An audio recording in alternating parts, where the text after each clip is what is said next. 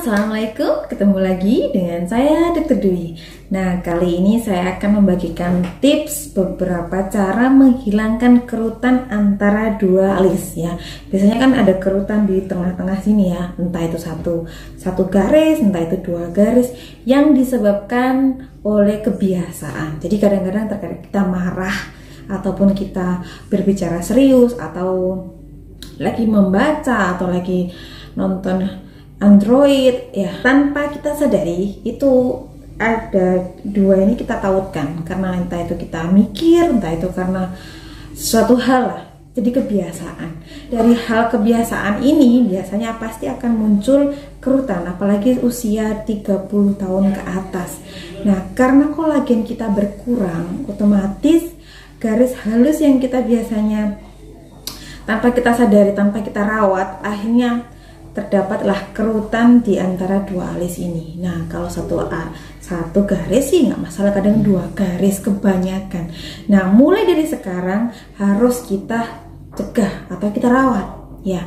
Jadi pada umumnya kalau kita memakai serum ya bisa dimasaj untuk ke arah atas, dan sering-seringlah kita untuk akupressure di sini.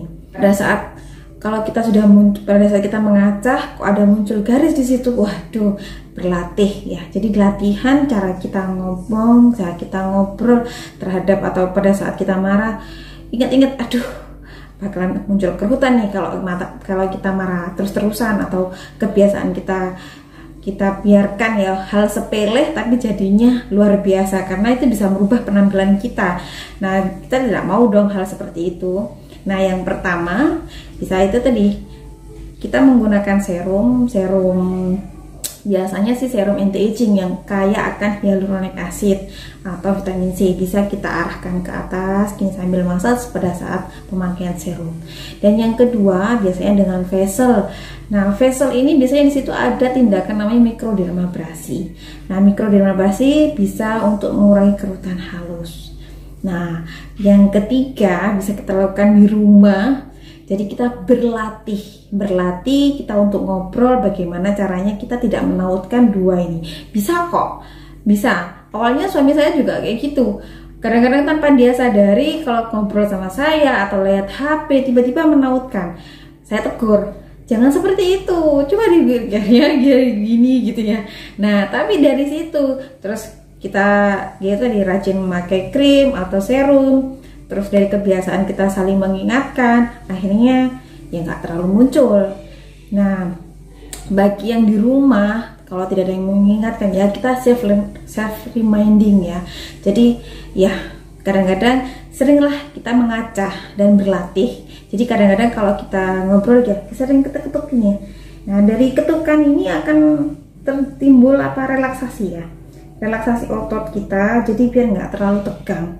Jadi kalau kita ngobrol atau apa, kadang-kadang, kalau sudah muncul ya, kalau walaupun belum muncul juga nggak masalah sih, sering-sering ketuk-ketuk aja di sini. Jadi untuk melatih bagaimana relaksan otot kita, jadi nggak terlalu menautkan.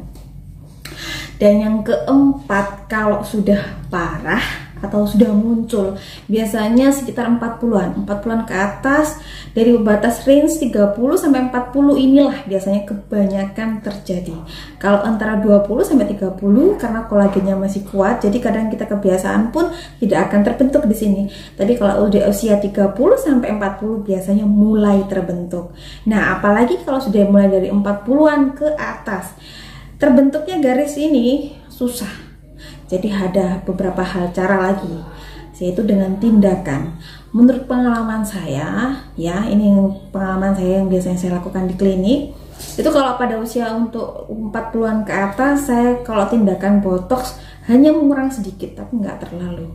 Tapi kalau tanam benang di sini biasanya lebih ada hasilnya ya, walaupun nggak sekali sih, tapi lebih ada hasilnya dan dia itu menjaga banget dan bisa hilang. Saya pernah punya pasien usia 50-an dan beliaunya memang sudah sering treatment, tapi yang ini saya lakukan botox untuk ini. Biasanya botox itu bagus untuk yang antara dua alis ini ya, dahi, dia lebih mengencangkan. Tapi untuk garis kerutan maksudnya yang sudah dalam di situ, kalau dengan botox saya sarankan hasilnya kurang maksimal ya, tapi dengan benang hasilnya bagus banget dan dia bisa ngunci, dia bisa bertahan lama di situ. Soalnya kalau sudah umur 40-an walaupun dilatih pun kadang-kadang agak susah di situ. Nah, mau tidak mau harus dengan tindakan ya. Nah, salah satunya yaitu tadi tanam benang atau dengan filler ya. Tapi tanam benang, filler, botox harus dilakukan oleh dokter ahli ya, dokter estetik ataupun dokter spesialis. Pokoknya harus dengan dokter. Karena apa? Dari 3 treatment ini ada beberapa efek samping yang bisa kita hindari kalau yang melakukannya adalah orang yang ahlinya ya. Jadi sekian, kalau ada yang mau ditanyakan silakan komen di bawah dan jangan lupa untuk selalu tersenyum dan jaga penampilan kita untuk tetap menarik.